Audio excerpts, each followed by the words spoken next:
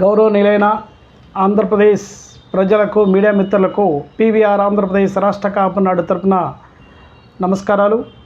మొన్న బాలకృష్ణ గారు చిరంజీవిపై అసెంబ్లీలో వ్యంగ్యంగా మాట్లాడటం చాలా బాధాకరమైన విషయం.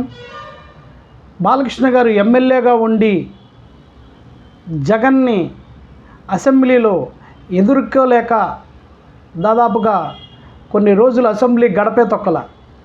అలాంటి బాలకృష్ణ గారు చిరంజీవిపై మాట్లాడడం చాలా హాస్యాస్పదంగా ఉంది.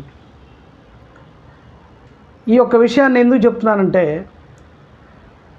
చిరంజీవి గారు సినిమా కార్మికులకి కరోనా సమయంలో ప్రజలకు ఆక్సిజన్ సిలిండర్లు ఇచ్చి ప్రాణాలు కాపాడిన మహానుభావుడు.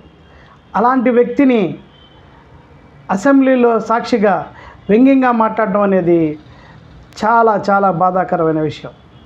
ఈ యొక్క విషయాన్ని మేము తీవ్రంగా ఖండిస్తూ బాలకృష్ణ గారు మాట్లాడిన మాటలు అసెంబ్లీలో తీసివేయాలని పీవీఆర్ ఆంధ్రప్రదేశ్ రాష్ట్ర కాపునాడు తరపున కోరుకుంటూ నమస్కారాలు.